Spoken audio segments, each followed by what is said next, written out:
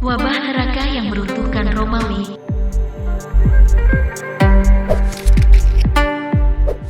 Kekaisaran Romawi begitu dilumpuhkan oleh wabah Antonin. Saking parahnya, banyak sarjana percaya wabah ini memiliki andil dalam mempercepat kehancuran kekaisaran. Pada puncak wabah Antonin, hingga 3.000 orang Romawi kuno mati setiap hari. Penyakit ini pertama kali disebutkan pada masa pemerintahan Marcus Aurelius Antoninus pada tahun 165 atau 166 awal mula wabah ini tidak diketahui pasti. Namun seorang dokter Yunani bernama Galen berhasil mendokumentasikannya dengan detail yang mengejutkan. Menurut catatannya, korban menderita selama 2 minggu dengan gejala demam, muntah, haus, batuk, dan tenggorokan bengkak. Lainnya mengalami papula merah dan hitam pada kulit, bau mulut, dan diare hitam. Pandemi itu akhirnya mereda. Sama misteriusnya seperti kedatangan wabah itu, wabah Antoninus menjadikan kekaisaran Romawi kuno seperti neraka, ungkap Marco Margaritov dilansir dari laman All That's Interesting. Keberadaannya membuat kekaisaran terkuat pada masanya sama sekali tidak berdaya menghadapi pembunuh tak terlihat ini. Penyebaran wabah Antonin. Sebagian besar sumber setuju bahwa penyakit ini pertama kali muncul pada musim dingin tahun 165 M hingga 166 M. Saat itu adalah puncak kekaisaran Romawi. Selama pengepungan kota Selekia di Irak modern, pasukan Romawi menyadari munculnya penyakit ini di antara masyarakat.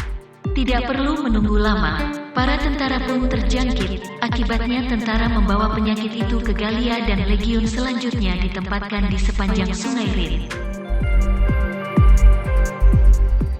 Ini secara efektif menyebarkan wabah ke seluruh kekaisaran, jelas Margaritov. Meskipun ahli epidemiologi modern belum mengidentifikasi dari mana wabah itu berasal, diyakini bahwa kemungkinan pertama kali berkembang di Tiongkok. Wabah Antoninus kemudian dibawa ke seluruh Eurasia oleh pasukan Romawi. Ada satu legenda kuno yang mencoba menggambarkan bagaimana wabah Antoninus pertama kali menginfeksi bangsa Romawi. Legenda menyebutkan bahwa Jenderal Romawi Lucius Verus membuka sebuah makam selama pengepungan Selekia. Akibat perbuatannya, tanpa disadari membebaskan penyakit itu,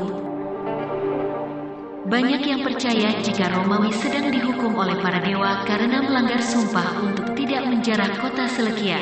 Dokter kuno Galen pergi dari Roma selama 2 tahun. Ketika dia kembali pada tahun 168 M, kota itu telah hancur akibat wabah misterius tersebut. Catatannya, metode Medendi menggambarkan pandemi itu hebat, panjang, dan luar biasa menyedihkan. Galen juga mengamati para korban menderita demam, diare, sakit tenggorokan, dan bercak-bercak ruam di seluruh kulit. Wabah itu memiliki tingkat kematian 25% dan orang yang selamat mengembangkan kekebalan terhadapnya. Yang lain, meninggal dalam waktu 2 minggu setelah gejala pertama muncul. Ahli epidemiologi modern sebagian besar setuju berdasarkan deskripsi ini bahwa penyakit itu mungkin cacar. Wabah ini menelan korban hampir sepertiga dari kekaisaran. Pada akhir wabah, sebanyak 5 juta orang telah meninggal akibat wabah misterius ini. Bagaimana wabah Antoninus menghancurkan kekaisaran Romawi secara perlahan? Dari jutaan korban wabah, salah satu yang paling terkenal adalah rekan Kaisar Lucius Verus. Ia memerintah di samping Kaisar Antoninus pada 169 M. Beberapa ahli epidemiologi modern juga berspekulasi bahwa Kaisar Marcus Aurelius sendiri tewas karena penyakit itu pada 180 M. Wabah Antoninus juga sangat berdampak pada militer Roma. Para legiun tertular penyakit dari rekan-rekan mereka yang kembali dari timur. Tidak dipungkiri, kematian mereka berdampak besar bagi militer Roma. Akibatnya, Kaisar merekrut siapapun yang cukup sehat untuk bertarung. Sayangnya, jumlahnya pun sedikit mengingat begitu banyak warga yang juga sekarang, budak yang dibebaskan, gladiator, dan penjahat bergabung dengan militer. Tentara yang tidak terlatih ini kemudian menjadi korban suku-suku Jermanik. Suku-suku ini mampu menyeberangi Sungai Rin untuk pertama kalinya dalam lebih dari 2 abad, dengan ekonomi yang bermasalah dan agresor asing yang menguasai. mempertahankan kekaisaran menjadi masalah serius. Dampak wabah Antoninus. Sayangnya, wabah Antoninus hanyalah yang pertama dari 3 pandemi yang menghancurkan kekaisaran Romawi. 2 lagi akan menyusul, menghancurkan ekonomi dan tentara. Wabah Antoninus menciptakan kekurangan tenaga kerja dan ekonomi yang stagnan. Perdagangan yang menggelepar berarti pajak yang lebih sedikit untuk mendukung negara kaisar. Sementara itu, menyalahkan orang Kristen atas pandemi tersebut. Mereka dianggap gagal memuji para dewa sehingga menyebabkan kemarahan dan diberi ganjaran wabah mematikan. Kelompok Kristen sebenarnya mengumpulkan popularitas selama krisis ini.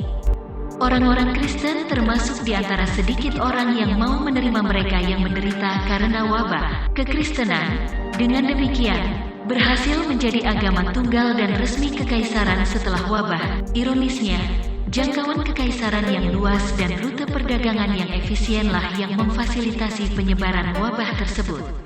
Kota-kota yang terhubung dengan baik dan penuh sesak pernah dipuji sebagai lambang budaya dengan cepat menjadi pusat penularan. Pada akhirnya, wabah Antoninus hanyalah pendahulu dari 2 pandemi lagi. Namun wabah ini memiliki andil dalam kehancuran kekaisaran terbesar yang pernah ada di dunia.